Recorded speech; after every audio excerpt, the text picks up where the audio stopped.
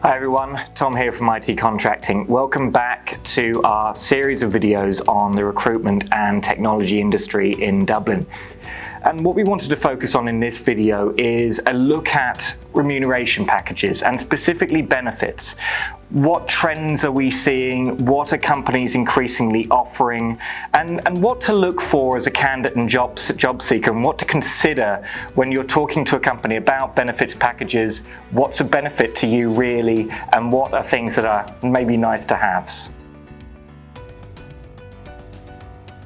As recruiters, what we're seeing is that companies are offering more flexibility. Now, whether that is earlier start times and earlier finishes, or more flexible times, so there might be a core working day of 10 till 3, and your hours could be staggered depending on what you want to do, early and later, as long as you meet your core work requirements during the week, and also then remote working or teleworking. Now, obviously, the option to remote work does depend on the company you work for and the type of work you're doing. But we are seeing that candidates are in the tech sector often turning down roles or declining offers with companies that don't offer remote work. In fact, a number of studies have shown that millennials, for example, are more likely to stay longer with an employer that offers remote work, and even take lower salaries for companies that will offer the 2 days or 3 days a week work from home or from the coffee shop or from wherever, but not from the office. In fact, many younger workers are now saying, that we hear from, that they prefer a balance between being able to do concentrated work, i.e. work that requires more focus, which they prefer to do at home, and collaborative work, which they obviously want to do more in the office. Other studies, such as a recent study by Deloitte, have shown that millennials, for example, will work or stay longer with an employer that offers remote working. And a further study showed that millennials will even take a lower salary than their base salary expectations to work for a company that is more flexible in its working arrangements.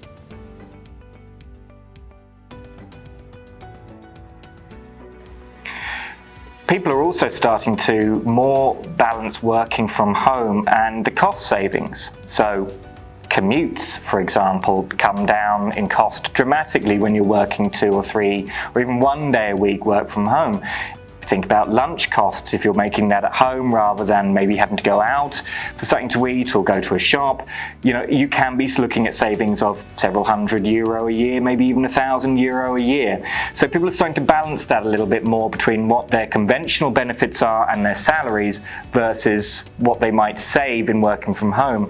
And also, if there are children at home or young children, people are looking at balancing creche costs against working from the office all the time as opposed to working from home.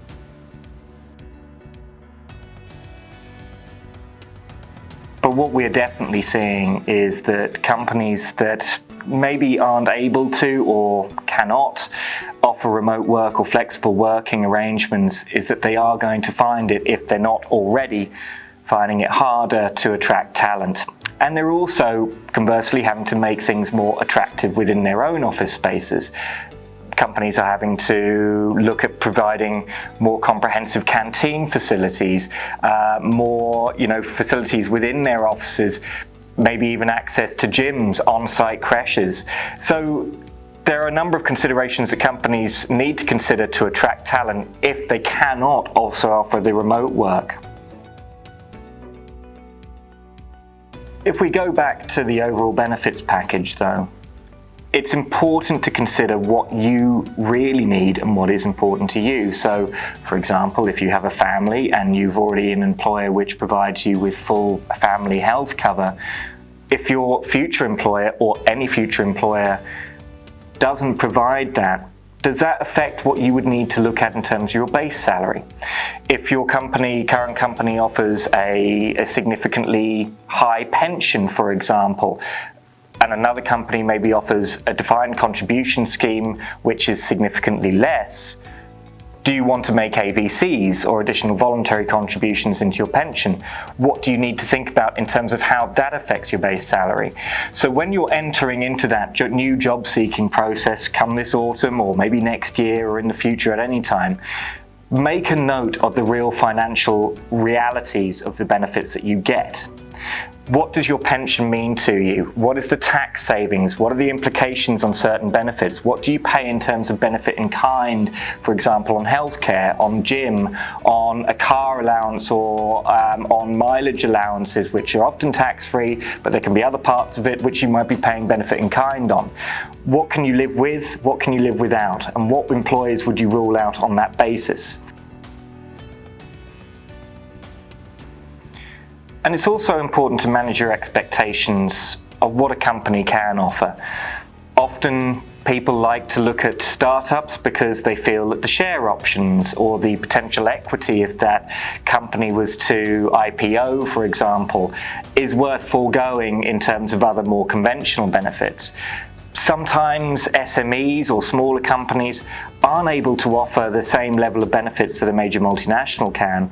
However, they might be able to offer a much more rewarding role in some respects. They might be able to offer more autonomy. They might be able to offer more responsibility.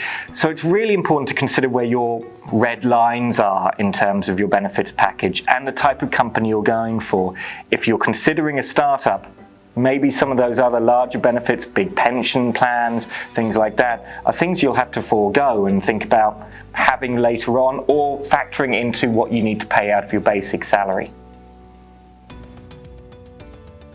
And finally, the key point is always to retain focus on the role and the employer and its culture and the people you're going to be working with. Because ultimately, even with great benefits packages, if the role isn't right and you're not going to be happy, they're not going to really have that much of an effect on you long term. Thanks very much for watching. Please like and subscribe if you're watching this on YouTube.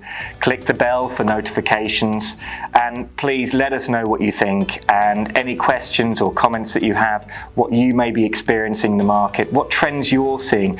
We're always really keen to understand what people are seeing in the market and what we can learn from as well.